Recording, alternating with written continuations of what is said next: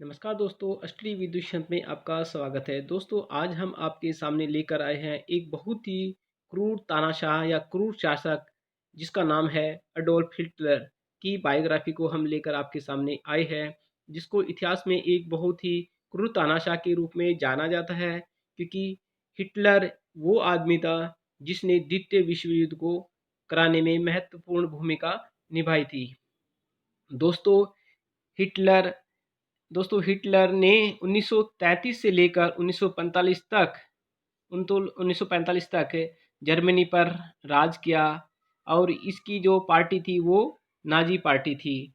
दोस्तों हिटलर एक बहुत ही क्रूर शासक था। इसने करोड़ों आदमियों को जिंदा कटवा दिया था। और दोस्तों हिटलर के जो ये बायोग्राफी हम लेकर आए, इसको दोस्तों हम दो पार्ट्स में डिवाइड करके पढ़ेंगे। पहला पार्ट है दोस्तों हिटलर की जो चाइल्डहुड लाइफ है, यानी कि हिटलर का जो बचपन है हम उसको, और इसकी जो एजुकेशन है या फिर उसने कैसे एक तानाशाह बनने में महत्वपूर्ण भूमिका निभाई, तो हम उसको आज देखते हैं। दोस्तों अडोल्फ हिटलर का जन्म 20 अप्रैल 1879 में ऑस्ट्रिया के एक शहर ब्राउनो में हुआ था। इनके पिता का नाम अलोस अलोइस हिटलर तथा इनकी माता का नाम क्लारा पोंजल्स था। इनके पिता एक सिविल सेवक थे और सिविल सेवक थे। दोस्तों इनकी एक मिनट दोस्तों इनकी जो प्रारंभिक शिक्षा हुई थी वो लिंज नामक स्थान पर हुई थी तथा यहीं पर इनका बचपन बीता था। दोस्तों अडोल्फ हिटलर पढ़ने में बिल्कुल भी अच्छा नहीं था और उस एक मिनट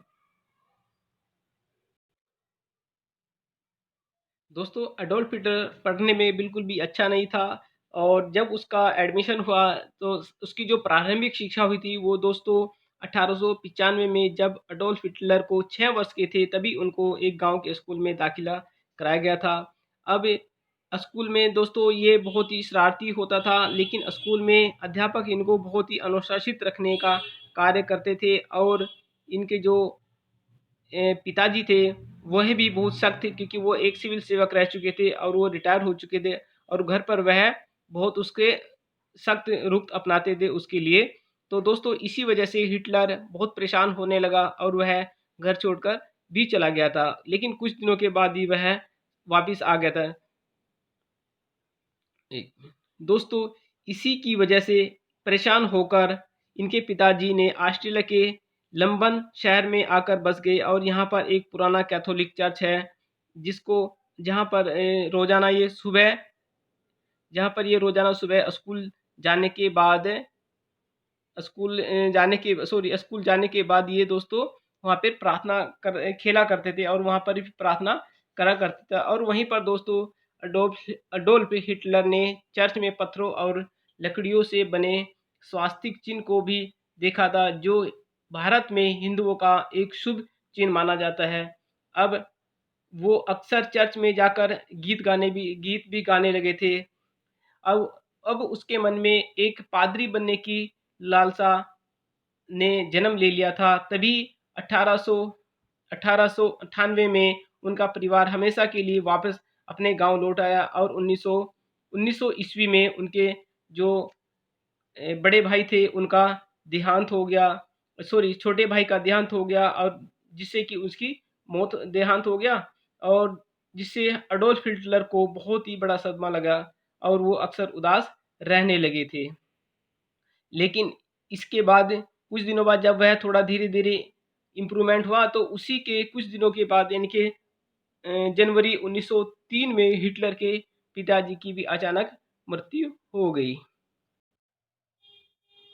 दोस्तों यहाँ पर कुछ चीज़ें लिखी है, जैसे कि अडोल्फ हिटलर का जो जन्म हुआ था वो 20 अप्रैल 1879 में हंगरी ऑस्ट्रेलिया हंगरी में हुआ था, और इनकी जो मृत्यु हुई थी वो 30 अप्रैल 1945 को बर्लिन, जो कि नाजी नाजी जर्मन के नाम से जाना जाता था, वहाँ पर हुई थी। और दोस्तों यह लगभग 56 ईयर्स के बाद इनकी मृत्यु, इन्होंने सुसाइड किया था गन शॉट से। ठीक है। और दोस्तों इनकी जो सिटीजनशिप थी यानी कि नागरिकता थी वो 3 देशों में थी। ऑस्ट्रिया में दोस्तों 1879 से लेके 25 तक ऑस्ट्रियन रही। फिर दोस्तों स्टेटलेस भी रहे ये, यानी कि 1925 से लेके 1932 तक इनके पास कोई भी नागरिकता नहीं थी। उसके बाद दोस्तों 1932 से लेकर 1945 तक ये जर्मन सिटीजनशिप में रहे। दोस्तों हिटलर के पिताजी की मृत्यु के बाद यह बहुत धीरे-धीरे यह बिल्कुल परेशान हो गया। और इसके बाद ये 1903 के बाद ये वियना चले गए। वियना में दोस्तों यह एकेडमी ऑफ फाइन आर्ट्स में एडमिशन लेना चाहते थे, जहाँ पर जाकर ये आर्टिस्ट बनना चाहते थे, लेकिन इनका एडमिशन वहाँ पर नहीं हुआ और इनको एडमिशन नहीं मिल पाया क्योंकि हिटलर पढ़ाई-लिखाई में पहले से ही अच्छा नहीं था। फिर उसने जब उसका एडमिशन नहीं हुआ तो फिर उसने अपने जीवन को व्यतीत करने के लिए पोस्ट कार्डों पर चित्र बनाकर अपना गुज़ारा करने लगा।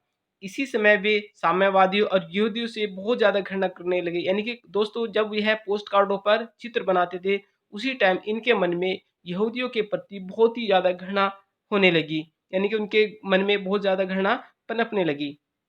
और दोस्तों 1913 तक आते-आते हिटलर सेना में भर्ती हो गए।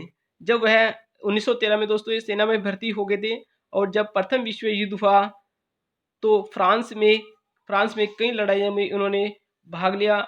युद्ध में एक धावक के रूप में शामिल हुए थे दोस्तों, ये युद्ध में एक धावक के रूप में शामिल हुए थे। दोस्तों यह सेना जो होती थी उसकी हेल्प करने में बहुत ज़्यादा मदद करते, यानी कि जो वहाँ बॉर्डर पे सिपाही होते थे, मिलिटेंट्स होते थे, तो उनको ये विशिष्ट सेवाएँ देते थे, यानी कि उनके लिए खाना वगैरह पहुँचाना ये इनके काम में होता था। दोस्तों उन्होंने विशिष्टता के साथ जर्मनी के पश्चिमी मोर्चे पर लड़ाई लड़ी और हिटलर एक साहसी और सैनिक साबित हुआ सैनिक साबित हुआ। और दोस्तों इनको बहादुरी के लिए पहली आयरन क्रॉस में से सम्मानित किया गया। इसी लड़ाई में, यानी कि इस लड़ाई में वह 2 बार घायल भी हुए और 1918 तक यह युद्ध चला। दोस्तों 1918 में जब प्रथम विश्व युद्ध खत्म हो रहा था, यानी कि उस टाइम पे जर्मनी बुरी तरह से पराजित हो चुका था, तो हिटलर को यह बात बिल्कुल भी पसंद नहीं थी और हिटलर बहुत ही दुखी, इस बात से लेकर बहुत दुख हुआ कि जर्मनी हार चुका है। और तो 1919 में हिटलर ने अपनी सेना को भी छोड़ दिया। तो हिटलर ने दोस्तों सेना छोड़ने के मतलब सेना की जो नौकरी थी उसको छोड़ दिया और फिर जर्मन वर्कर्स पार्टी में शामिल हो गए। यानी कि दोस्तों कौन सी पार्टी में शामिल हो गए? German workers party. तो दोस्तों इन्होंने फिर इसका नाम बदलकर अगले ही साल इन्होंने national socialist German workers party का नाम कर लिया। दोस्तों इन्होंने इसमें एक बहुत ही खास चीज़ रखी, क्योंकि इन्होंने जो जर्मन वर्कर्स पार्टी थी उसमें जो चिन्ह था, उसके जो झंडा था, उसका जो चिन्ह था वो हिंदुओं के शुभ चिन्ह यानी कि स्वास्तिक को अपनाया था। और इनका दोस्तों इस पार्टी का जो मुख्य उद्देश्य था कि साम्यवादियों और यहूदियों से सब अधिकार छीन लेना था, क्योंकि ये लोग यहूदियों और साम्यवादियों से बहुत ही ज़्यादा नफरत या घृणा करते थे, क्योंकि ये लोग मानते थे दोस्तों इनकी जो नफरत का वो कारण था वो क्योंकि यह था कि ये लोग मानते थे कि साम्यवादियों और यहूदियों के कारण ही जर्मनी की हार हुई और जर्मनी की हार को लेकर हिटलर के अंदर जो नफरत की भावना थी वही भावना जर्मन में लाखों लोगों के मन में भी थी। तो इसलिए दोस्तों जर्मन के लोगों ने जल्दी से जल्दी मतलब इसकी जो पार्टी थी उसको अपनाया, यानी कि उसको ज्वाइन कर लिया और यह बहुत बड़ी पार्टी के रूप में बढ़कर सामने आई। दोस्तों यहाँ तक हमारा जो फर्स्ट पार्ट है वो ख़त्म होता है और दोस्तों हम इसका जो सेकंड पार्ट है वो जल्द ही लेकर आपके सामने आएंगे। तब तक दोस्तों नमस्कार। और ये दोस्तों इनका जो जहाँ पर ओल्ड कैथोलिक चर्च है लिंज में ऑस्ट्रिया, जहाँ पर हिटलर अपनी खेला करता था यहाँ पे, और हिटलर की जो बचपन बीता वो यहीं था, यहीं पर वो गाने भी गाया करता था। उसके साथ दोस्तों धन्यवाद। अगर दोस्तों आपको ये वीडियो पसंद आई है तो लाइक और शेयर।